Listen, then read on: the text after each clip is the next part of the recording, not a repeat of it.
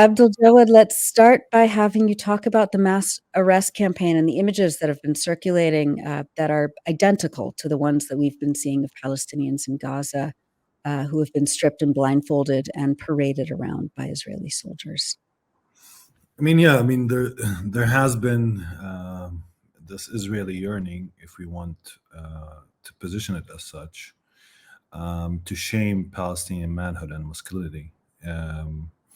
Through this parading of men being semi-naked or mostly naked in front of cameras in a show of Israeli dominance, power over Palestinian masculinity and manhood.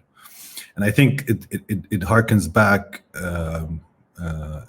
or echoes a heavily, an Israeli memory, which is Arab armies kneeling down in the presence of Israeli military power, which means that in this moment where October 7th happened as a military offensive campaign by the Palestinian resistance that was very heavily successful, where Israelis perceive also Palestinian masculinity being responsible for this injury to Israeli pride and power, to its iron wall, to its presence. It even discusses out loudly that this is an existential struggle, although most people would say this is an exaggeration, that it now needs these images as a sort of respite from the events of October 7th. It needs them as a sort of also message or a symbolic message it sends to the Palestinian population, specifically in Gaza, but also in the West Bank and the Arab world more broadly, that it still has the power to undress, to disarm, to leave Palestinians as vulnerable bodies and to film them in very performative acts of dominance and power, etc. So I think this is one of the elements of the images that we're seeing. I think somewhat it backfired on Israel. I think most people did not really appreciate this form of propaganda, at least outside of Israel itself. And it backfired in ways that they did not perceive to be possible. But at the same time, what was also perhaps more absurd about these photos is that we end up knowing that most of these Palestinians are civilians, if not all of them, that they have no real relationship to resistance groups. And even when Israel starts backtracking, they said or claimed that some of these people have links, which is a very wide name. Links to Hamas, links to Islamic Jihad. This is a very loose type of definition that they're being put forward. And the only videos we got from interrogations were from people who have served somewhat in the civil arm of the Palestinian governance apparatus in the Gaza Strip and have no real concrete affiliation, at least organizationally, to Hamas or Islamic Jihad or any of the other groups. And I think it also tells us something about what's happening on the ground in the sense that Israel wants these images of surrender, but cannot really actually achieve them. In all the clashes that are happening with the resistance groups, even when there's a clash that goes against Palestinian resistance groups, the fighters are martyred and killed, and they're not surrendering in any way, shape, or form. So I think in many ways there's also this yearning to see the surrender of Palestinian fighters, a redemption of Israeli power in the Gaza Strip, and what we're looking at operationally with the killing of and injuring of hundreds of soldiers and the killing of tens of soldiers, specifically in the past 2 days when we learned that the Golani Brigade suffered a heavy loss. That what's happening on the ground tells us a different story about the current fight unfolding in the Gaza Strip, where much of the commanders of the Israeli army, specifically those even anointed to be replacements for the current elite military brass in Israel, are being killed or injured and are being drained from the battle space in the Gaza Strip at this moment from those fighters that supposedly surrender en masse which turned out to be a complete false flag propaganda story. Yeah. I'm bored listening to you, particularly talking about the desire of Israel to humiliate Palestinians, and particularly humiliate Palestinian men by stripping them naked and putting on this public display of dominance and humiliation.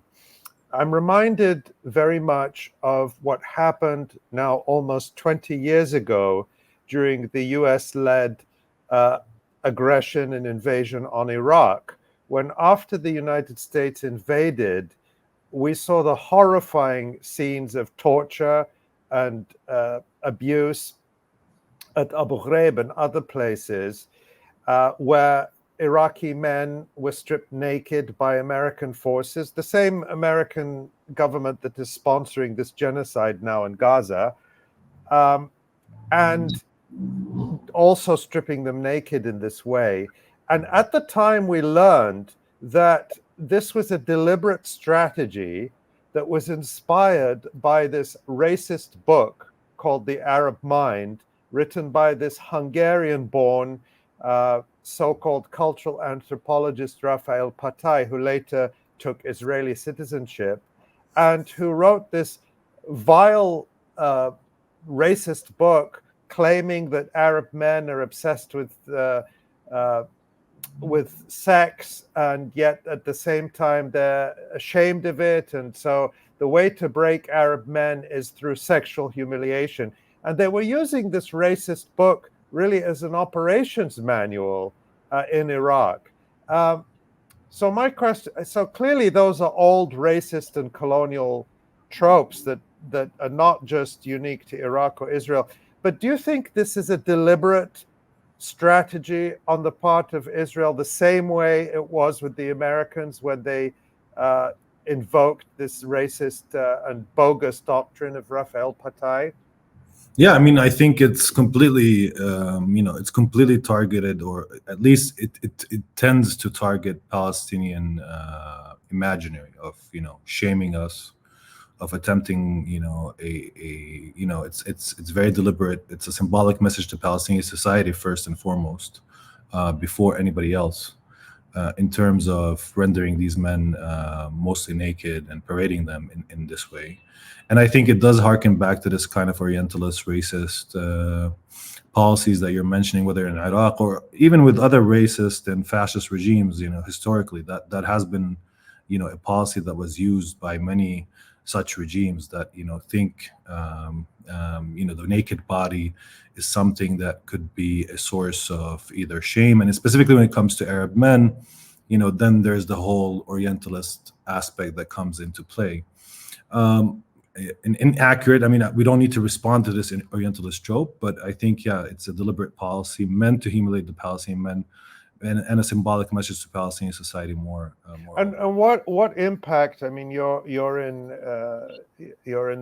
Palestine, and what impact are these images having? What reaction do they get? I mean, the thing is that I think at this critical juncture, Ali, most people see this as a desperate attempt by Israel to showcase some sort of success. So they actually see it as Israeli weakness and not an Israeli strength. It's not really, making people afraid or in any way or shape or form. In fact, you can say that it's, it exposes Israeli power itself, that you're so hasty in terms of your propaganda videos. You're so deliberate in terms of attempting this form of humiliation that you can see through it. And I think most people, although they're very sympathetic to the people in the videos and, empathetic to their situation and predicament at that moment, being rendered, forced to perform these acts of being humiliated or handing a weapon or, in front of camera. But I think in many ways, most Palestinians see it as a sign of Israeli weakness, not as a sign of Israeli strength, because at least at this moment, Palestinians look at this and they say they can't get to the resistance, so they're attempting this form of, lousy propaganda. So in fact, Israel became, through these videos, even an object of ridicule for most Palestinians. It's not, it's not something that is coming across in any way or shape or form as something frightening or something of, and I want to say that this is not new in Palestinian, experience with the Israelis. Whether it's in interrogation rooms where things are not filmed, or whether it's in the second Intifada or otherwise, people have been undressed in different ways, sexually abused. Sexual humiliation and harassment has been used as a deliberate policy in torture chambers within Israel for a long time. So I think that for Palestinians, that experience is also part of our historical experience of dealing with this racist occupation that has persisted over Palestinian land. So it's nothing new as well. That's why I think and people, we should say, just related to this, that many of the young Palestinians and older Palestinians who came out of the prisons thanks to the deal forced on Israel by the resistance during the truce also said that they were frequently, explicitly threatened with sexual abuse and rape by the Israeli jailers. And that's something that Palestinians detained by Israel have reported for years. And in some cases, there have been documented sexual assaults. So this is a systematic policy in a way, or a continuum of policies that aim to try to degrade and humiliate Palestinians. And also, Ali, that it was obviously a campaign, because the first videos that came out, the IDF immediately commented on them and described them as leaked videos. And they immediately, the IDF said, their spokesperson said that the first batch of arrests that we saw, they said directly that they came out of a tunnel complaining about Sinwar. So they actually had more than just the photo op part. They had an additional part where they described that these fighters came out talking about Sinwar as if they were getting some kind of actionable intelligence. They've definitely backed off on that, but those first videos that we saw, the one that was staged with they made the same man walk twice with his gun, and then they called those videos leaked. The IDF immediately used those, and so it's clearly part of a campaign, because there wouldn't be time for the IDF to digest that information about a leaked video that clearly isn't leaked. It's coming from their soldiers. Thanks for watching this video. Please subscribe to our YouTube channel, hit like, leave a comment. These engagements help us with the YouTube algorithm, and it helps us to get around Silicon Valley censorship as much as possible. It does make a difference. You can also support our journalism by going to electronicintifada.net and clicking on donate now. Thank you.